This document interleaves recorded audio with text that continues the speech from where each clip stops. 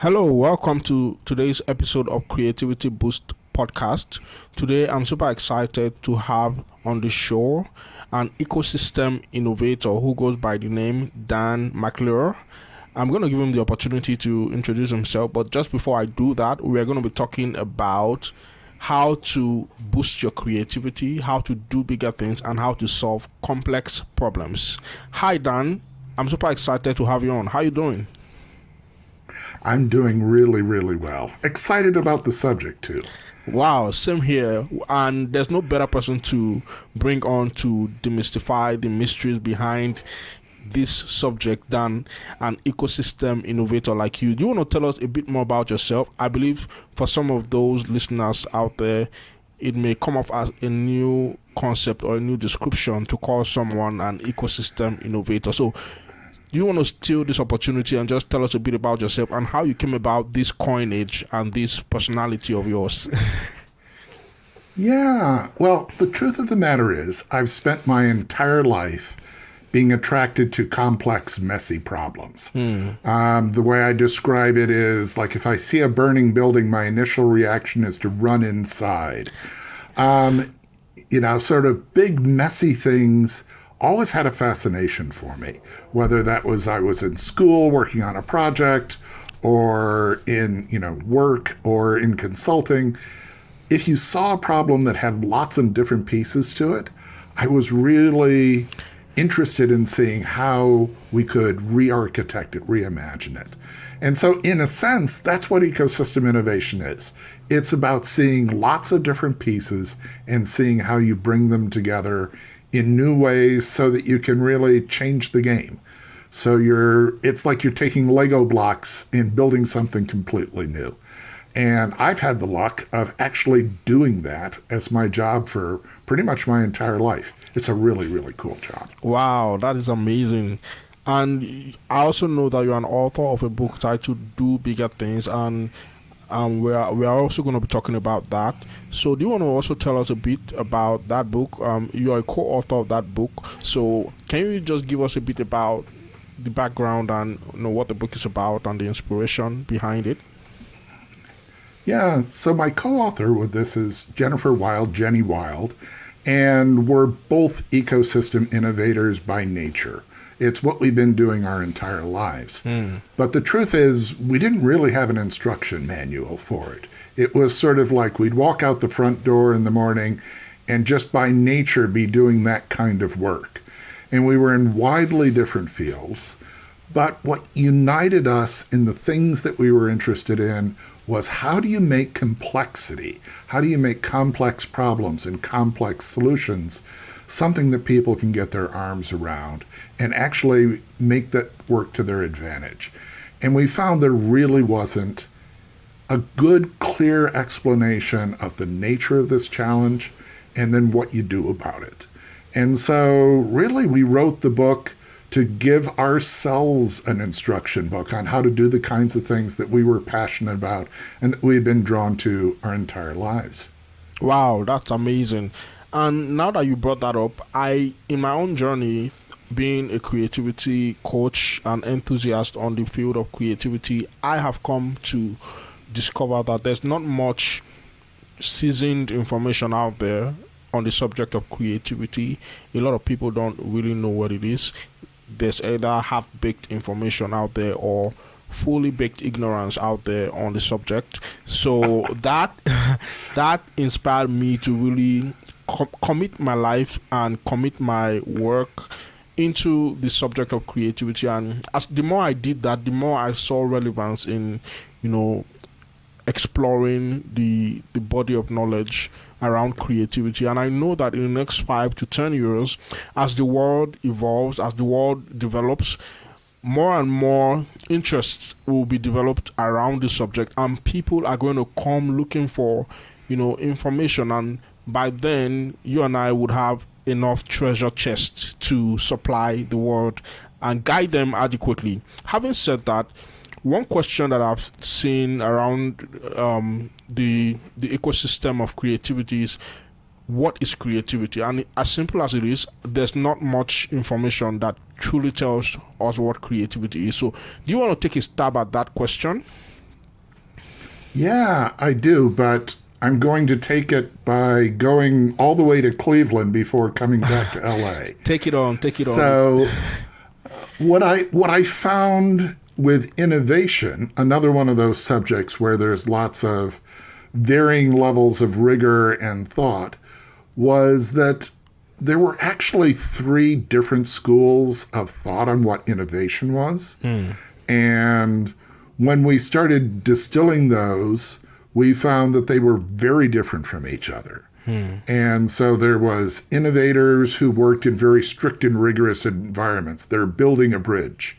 And then there's innovators who are just making small incremental changes to things. They're improving a product or optimizing a process. And then there were innovators who were, had the loft in New York City and were doing a new mobile app. All three of those innovators, you could argue, were doing innovation, but in completely different ways. And they each had their own formal set of practices. What we discovered with the work that we were doing with Do Bigger Things was there was a fourth category where you said half-baked ignorance was the rule of the game. And so it was partly discovering what that fourth category was that made the difference. Now, I'm going to come back to LA, having made that detour, and say how that ties back to creativity. My sense is that creativity is the same kind of journey, that there are different types of creativity for different types of work. So that very engineering-focused, innovator, their creativity is going to be pretty rigorous. It's going to be, how do I solve a hard technical problem? For the innovator who's just trying to make incremental changes, it's going to be about generating ideas. Where can I get new ideas from? And for the innovator that's, really trying to push out there and do the new mobile app, it's going to be the sudden brilliant insight at the bar scribbled on a bar napkin that becomes your, IPO startup. All of those forms of creativity, I think, are valid. And they all deserve to be nurtured in the right person who has that type of creativity. For ecosystem innovation, where we're trying to bring together lots of different pieces, the creativity is more of the creativity of an architect, of how do you see a big system and how do you bring it all together? And that kind of person has their brain works in a different way. They see the big picture. And so when they're being creative, it's not the new idea, the new, one little insight. It's they see an entire map or an entire model of how things come together. And it's a very powerful form of creativity once you embrace it. Wow, that's really, really cool. Now, do you think there's a difference between creativity and innovation? And if you do you care to tell us what they are? Yeah, I would say creativity is the thing that gives you stuff to do innovation on. So you can think of it, it's sort of the jet fuel that powers the engine. Innovation is the entire practice of making new ideas work in the real world. And so creativity is what you need to have something to go out there and try to make, to try to imagine. But the actual practice of innovation, it's often said, that phrase of, 90% perspiration, 1% inspiration. There's a lot of perspiration parts about innovation that are not so tightly tied to creativity. So you need the creativity, but you need more to complete the picture when you're an innovator. That is super, super profound. And you made reference to a very interesting quote that just last week I had a spin on, that quote when we say that, genius or success is 1% inspiration and 99% perspiration. And I totally understand the idea behind Thomas Edison's statement. However, I've come to discover that in reality, the journey of success actually requires 100% inspiration and 100% perspiration. And it just pains to me, if we look at a rocket, and we look at inspiration as the rocket fuel, And by the study of science, we are told that a rocket uses 90% of its fuel just before it escapes the gravitational pull of the Earth. It means that if inspiration is like rocket fuel, we have to be loaded to the brim. Our inspiration tank has to be loaded to the brim to be able to sustain our journey through success, because of the rigors, because of the gravitational pull of rejection, the gravitational pull of frustration that may come our way. And it also came to me that this may be why many people start something and never finish. They start creating something, they start innovating something, and they hit a stumbling block, and or they get a rejection, or they lose money or something, and they give up on that idea because they went out with 1% inspiration maybe. So that when you said that, it just brought that thought to my mind, and I felt like maybe I should share it. What do you think? Yeah, I think it's a brilliant analogy, and I'm actually going to disagree ultimately with the analogy, because I think there's a lot of people who that's exactly how they run their business. So they need buckets and buckets of rocket fuel, because if they don't get to a certain point before that initial inspiration falls away, they're done. Yeah. It's only the inspiration that's making them go. And so if they haven't achieved a certain level of success, then they're going to fall back to earth. So I think that form of, an creative enterprise is possible, but boy, it's fraught, right? I mean, just like you said, you got to have a lot of that sort of starting energy and fuel to make it happen. Yeah. Imagine now something somewhat different. Let's say you had a biofuel car, and you start off from New York, and you've got a certain amount of vegetables and things that you're using to run your car. And then you get a certain distance, and now you're running out of the vegetables and everything. So you collect some more vegetables and stuff, and then you put that in the car, and you adapt as you go. I think we need to be less rocket ship and more biofuel car. So we need to be able to constantly refill both our creativity, but also our insights, our learning, our ability to adapt. And I love the way that you actually inserted the word journey into this. Because one of the things that is a big distinguishing feature of ecosystem innovation is that it is not something you go out and invent. It is something that you evolve. So you've got a big complex something, you're not going to put it in place all at once. What you're going to do is put pieces of it in place, keep adding a few more pieces, keep adapting, and eventually what you'll do is you'll move towards that complexity. And it's that journey that you have to be able to navigate. And for that, it's nice to have a little bit of rocket fuel maybe, but it's really essential to have that biofuel car that you can just continually throw vegetables in to keep it going. Absolutely. I don't disagree with you. It depends on the engine you're running with and where you're going.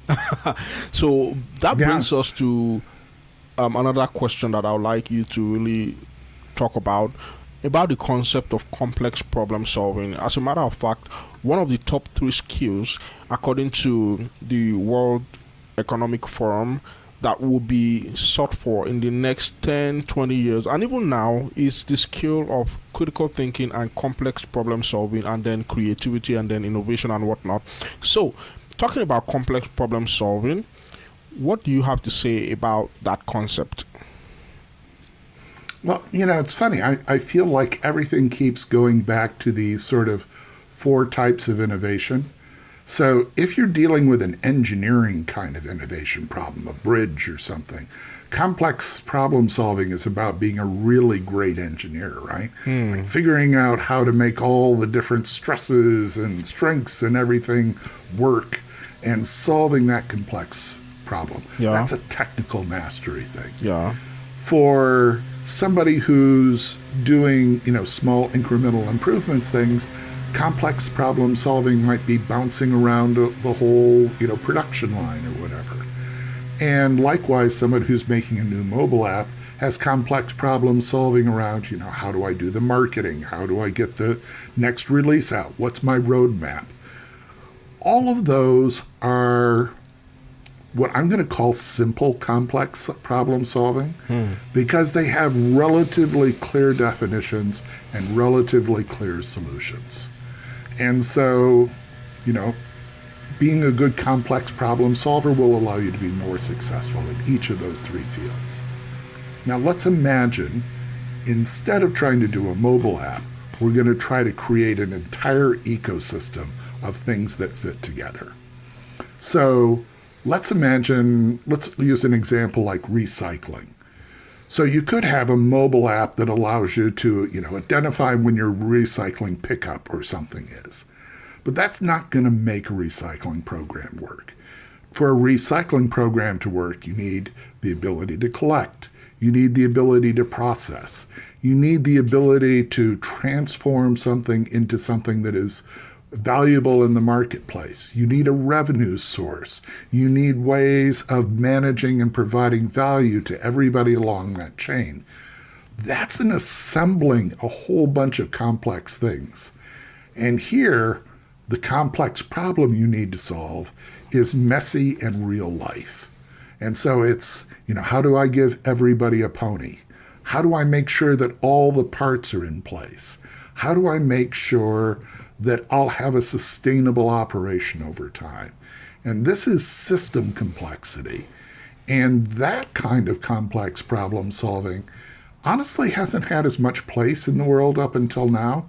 But I think that's really, when you talk about the World Economic Forum's real forecast here, it's about that kind of complex system architecture, system solutions, system understanding that's really going to be the thing that matters in the future. So what do you classify as systems thinking? Because there's a lot of talk around and still goes back to the same half-baked, information, but there's a lot of talk around systems thinking and even design thinking. I don't want us to detour into design thinking because that's an entire conversation. But talking about systems thinking, what's your take on that? Well, actually, let me start with design thinking because you've thrown the red meat into the water and I am going to be the shark and go after it. Okay, go for it. So one of the core premises of classic Stanford Design School's design thinking is that you identify a specific problem that matters to a specific user and you create a specific solution. So this is really great if you're building a product, if you're building a mobile app, if you're building something you're going to sell in a store, even if you're going to build a service that's going to address a specific need. That focus on a clear user with a clear need and an explicit solution, that's a powerful way of solving those point challenges.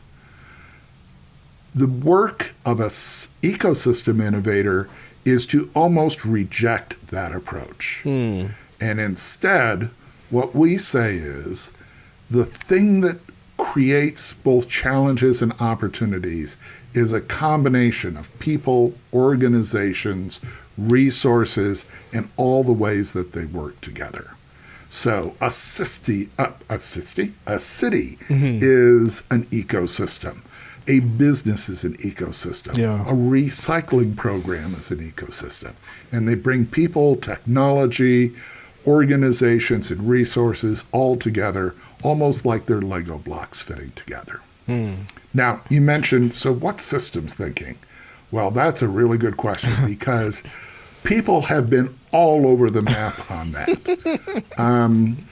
Let me start by splitting systems thinking into two pieces. There's hard systems thinking and soft systems thinking. Now, hard systems thinking is what came out of Bell Labs and the engineering practices of the mid-20th century. And this is where you can use a computer system to analyze how an interconnected network will perform and behave. And this is really great if you've got something that acts like a mathematical network. Unfortunately, most things in the real world aren't like that. even if you talk like a supply chain, it's filled with people and boats and things like that that don't behave like a mathematical system. And so mathematical hard systems thinking is good for very rigorous engineering problems. But in the 1970s and 80s, a group of urban planners basically realized there's an entire set of problems that you can't understand that way. And they said, these problems are not clearly bounded. They don't have clear rules. They don't stay put. They change and they morph all the time. And they labeled them wicked problems, which is, to me, one of the great branding of all time. I just hope someday in my life I can come up with something as great as wicked problem. But a wicked problem isn't unsolvable. It's just not solvable with engineering precision. And this is where you get soft systems thinking, soft systems engineering. And that's the area of ecosystem innovation that I find really exciting, because the world is filled with these soft systems challenges and opportunities that you can go work on. When we had the, epidemic with COVID, how do you get vaccines out to everybody?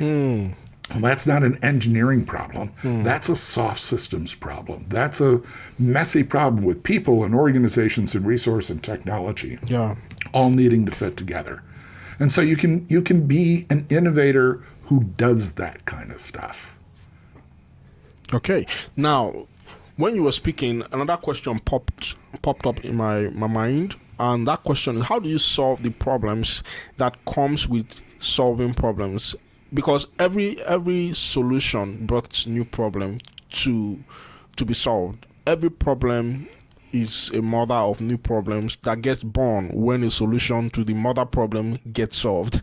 So how do you engineer your solutions in such a way that it accounts for the problems that could result as a result of solving the initial problem? So this is like 2 or 3 or 4 times as true when you're dealing with ecosystem innovation. There is a nest of messiness waiting for you as soon as you think you've solved anything. And the way we deal with this is twofold. One, we make the problem bigger. Now, that may sound counterintuitive. Like, why would you make a problem bigger if you want to be able to solve it? But the reason is, when you're dealing with complex system problems, complex problems that have ecosystem solutions, the more Lego blocks you have, the better positioned you are for actually being able to figure out a solution that'll do something. So imagine if you were trying to repair a broken car, and you had a guy who knew how to fix carburetors. Not that there's carburetors in cars anymore, but let's say you had that. If your car didn't have a broken carburetor, you would be dead in the water. But if you had 20 people with different skills and with different capabilities, you made your problem bigger. Now the chances that you could fix that broken car are much better. So by making the problem bigger, by bringing in more people, more technologies, more organizations, it seems counterintuitive because it seems like you've made it more complex, but you've also increased your creative palette that you can draw from. You've got more Lego blocks. The second way that you would do this is you're humble and you realize you're wrong. You're going to be wrong out of the gate. You're not going to have all the things that are right. And so you design your process around continuous evolution. Now, this isn't like fine-tuning to get the right answer. This is recognizing that you're going to continually have to change how you approach creating this whole ecosystem. And so you're continually going and saying, maybe I need a new Lego block. Maybe I need to connect these up differently. But it's a journey, once again, going on that journey phrase. It's a journey that you're moving towards a direction rather than simply trying to get to a point where you're done. Wow, that's really, really interesting. And having come off in our conversation talking about ecosystems, innovation, systems thinking. Can we now narrow it down to a layperson that's not really into, all of these kinds of concepts, that just wants to do something bigger, like your book says, it just wants to do bigger things without knowing too much about the concept of ecosystems, innovation. So, if you were to prescribe a framework for a layperson to do bigger things, like maybe excel at his chosen field or at a particular entrepreneurial endeavor, or create something that he can call his own or she can call her own, create a business, create a brand, do you have a framework that you can prescribe for such a layperson to do bigger things? Yeah, and I think I'm really glad you raised the idea that, ecosystem innovation isn't necessarily about doing something big and, world changing. I think a lot of people, when they hear the phrase systems thinking or systems change, they imagine, revamping the international financial monetary system or something like that. And the reality is we're surrounded by real world ecosystems. The corner store in our neighborhood is an ecosystem. Wow. And one of the examples we have in our book is actually of a bakery. And the story is of a bakery that, realizes that there's more college students in town, and so they want to open up a nighttime bakery operation. And the rules are basically pretty straightforward, and they're very intuitive because, the truth is we're all ecosystem innovators at some level. So you start by saying, what's your big goal? Then you look at what are all the pieces of the challenge around you. And it's really helpful to, if you can, draw it all out. Like, look at that bakery and say, well, I've got, flour suppliers, and I've got an electric company, and I've got customers. See all those different pieces. And then, and here's the magic part, you have to imagine a new version of that ecosystem, of that bakery, that does the things you want. So what's that nighttime bakery look like if you put the Lego blocks together in a new way? And once you've got that, then you've got to figure out a path to evolve it step by step. Now, none of that is particularly rocket science, but it does require you to spend time living with the problem and thinking about it in a big picture way. So you're not going to be successful by narrowing in on a specific bit. You've got to see the whole thing. And that's really the key to this. We've got a name for the folks that do this naturally, and it's called choreographers. And if you're a choreographer, you can't not do this. This is what you're going to naturally do no matter what. And if you're finding, say, you're a layperson and you don't really click with this naturally, maybe one of the things you need to do is go find a choreographer who does do this naturally. Sort of like if I was going to, try to paint my house, I'm not very good at that. I'd find somebody who was good at that. Yeah. And innovation choreographers are the ones that are good at it. Absolutely. That's deep. And can we now take it a notch further? Like, on a national scale, because I'm aware that you've also gotten into big systems where you need to solve big problems, like come up with ideas for solving climate change problems. So that's like a problem that gets solved on a national scale, that's an example of a problem that gets solved on a national scale and even on an international scale. So let's assume someone is listening to this who is in a place where he has that national authority, or in a position where he has national problems or international problems or big problems on that scale to solve. What would be your framework for that person to solve really complex problems? Like, you can also tell us a bit about your journey through the climate change problem that you worked on, or that you're working on, depending on where you are on so that. I've done a number of things actually working and have worked on. I've worked with a number of groups that are very energized about making an impact on climate change, but also on environmental impact and environmental concerns. And these are almost the definition of wicked problems, right? It's businesses and agriculture and energy and transportation and all of these different pieces that are each complex systems all interacting with one another. And the truth of the matter, it's not hard to do the creativity part. People can come up with ideas. There's a bazillion ideas on what you might do that might help with some aspect of, climate change or ecological action. But it's very hard to think about what are the best actions or what are the actions that might combine together. So oftentimes, and this is the place where I often, come in and work with folks, is you step back and say, let's look at what the entire problem space looks like right now. If we're going to talk about the agricultural sector, let's look at all the pieces of the agricultural sector and how they interconnect with one another. There's transportation, there's food processing, there's water supply, there's education of farmers, there's fertilizers, which itself is a climate, impacting item. There's crop selection. And so instead of just sort of having this mixed bucket of stuff that's swirling around in the back of our brains, what we try to do is get, a large group of people together, maybe 20, 30 different organizations, and we try to draw a picture of how all the pieces fit together.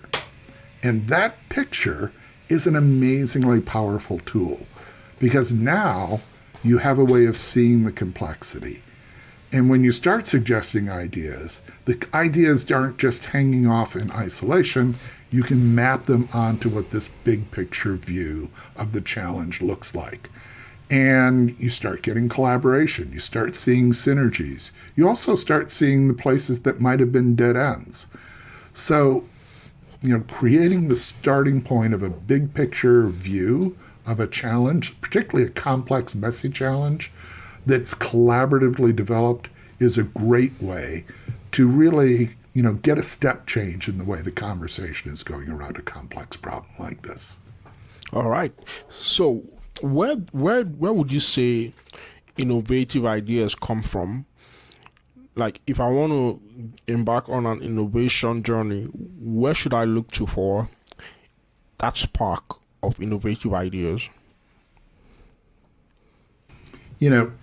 I mentioned before the idea that there's choreographers. These are the big picture thinkers who naturally approach things from a standpoint of how do I mix different pieces together.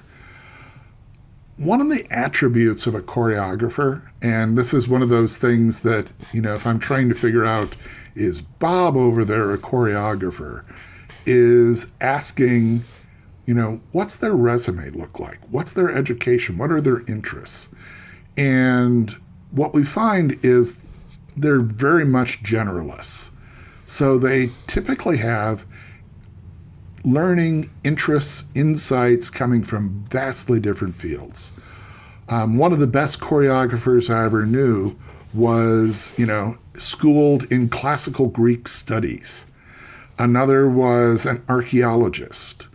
And so what you're almost saying is the ideas come out of the diversity of knowledge rather than a single source. What you want is brackish water. There's an interesting study that was done that looked at ecological diversity in the water that lay between fresh water and salt water at the edge of an ocean. And there was a certain amount of ecological diversity in the salt water. There was roughly a similar amount of ecological diversity in the fresh water. But that brackish water, where the salt and the fresh water mixed, ecological diversity skyrocketed. So it was the mixing of different things that made it possible to get many more options in the natural ecology. And I think that's what happens in the mind of a generalist. They get a lot of different ideas because they're looking at lots and lots of different stuff. Interesting, and that speaks to why it makes sense to be a student of knowledge, to become more and more innovative, to be able to generate ideas, to be able to make connections between and combinations between different concepts and make them relatable to each other and find out the interconnectedness between these concepts in a way that produces seemingly new solutions that have previously existed probably in different domains before. So that really is something I find profound. Now, what would you say to your younger self, that you would like to tell us today in fostering a mindset of creativity, in fostering better problem solving, in being more innovative? What would you say to your younger self? So, one of the things about choreographers, these innovators who are working with complex problems and challenges, they often feel like misfits. If you think about how many times in your school career did somebody say, let's bridge multiple domains and bring together lots of things in a solution that doesn't have clear edges to it? Like, none, at least in my school background. And honestly, there's not very many jobs in the past that had that criteria. And so I think many ecosystem innovation choreographers feel really out of place in the world, and they try to squeeze themselves into boxes where they have to be more structured, more narrow thinking, more precise, and more detailed. I think if I could talk to my younger self, I would say, you aren't crazy. The things that you want to do, the problems that you want to solve, they're important, they're real. The talent that you have is worth nurturing. And don't twist yourself into a pretzel or squeeze yourself into a box that was designed for a different set of skills and a different set of problems. Instead of feeling like you don't belong, go out and find a problem worthy of your talent. Wow. So how does one identify problems that are worthy of his talent? You can look for indicators, that one, there's probably not a clear solution already. Like, there's a bit of a burning building going on.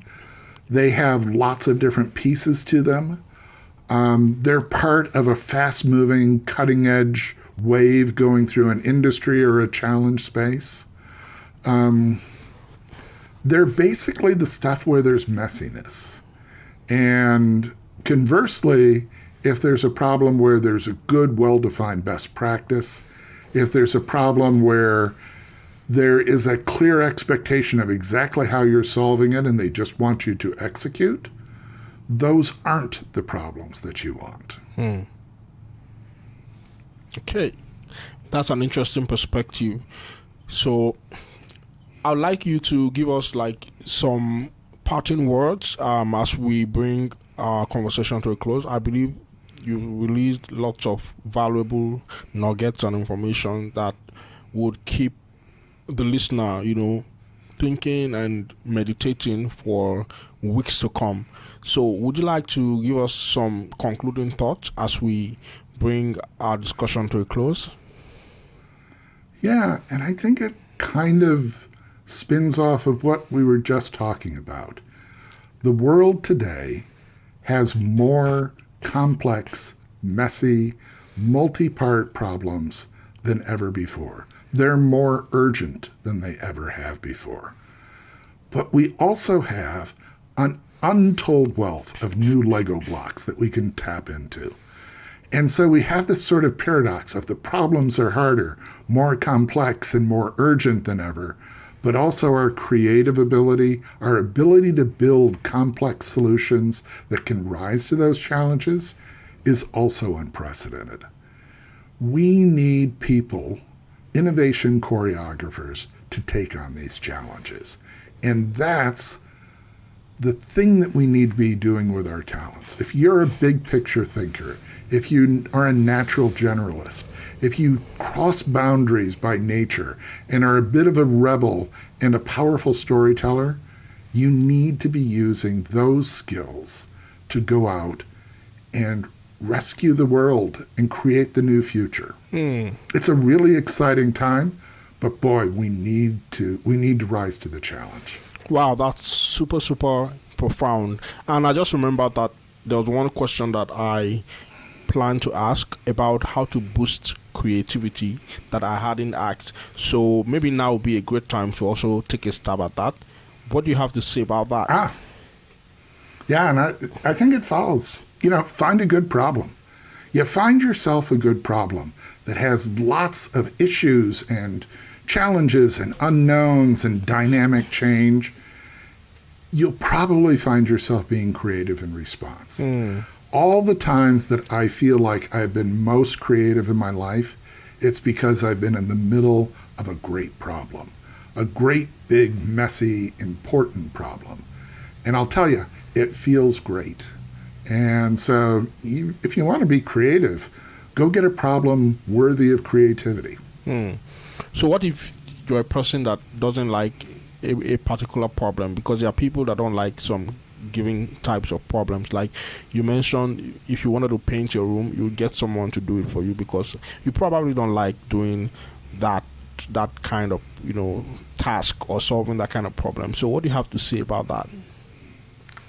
Well, I can tell you, every time I've failed in my life, it's because I've taken on the wrong type of problem. I've taken on problems where I needed to be a precise engineer, and I wasn't a precise engineer. I've taken on a problem where I needed to be a disciplined, organized manager, and I'm not a disciplined, organized manager. So I think, having the self-awareness to recognize the problems that you're good at, but also recognizing the problems that you're bad at, is probably one of the best things you can do for your career. Run away from the stuff that you and your talents aren't suited for, because there are problems out there where you're desperately needed. Absolutely. I think that's a very good place to call it for today. I want to say this has been a very interesting conversation, and I want to thank you for coming on the show and sharing all these profound insights on complex problem solving, innovation choreography, creativity, systems thinking, design thinking. It has really been profound. So thank you, and thank you once again. To the listener out there, I believe you found some real value listening to this. And if you felt like this really, impacted you in any way or appealed to you in some way, why don't you, drop a comment, drop a fire emoji, and just leave a feedback on what, came across to you as really profound. And also do well to share this with your friends, your family, your loved ones, your partners, and let them know that there's a way that they can become better at problem solving, and there's a problem out there that they are, uniquely suited to solve. And give them this episode to listen to, because this would definitely stimulate them in the right direction as far as innovation, problem solving, and creativity is concerned. Thank you for listening to this once again. I'll see you in the next episode. Until then, have a good one, and bye-bye.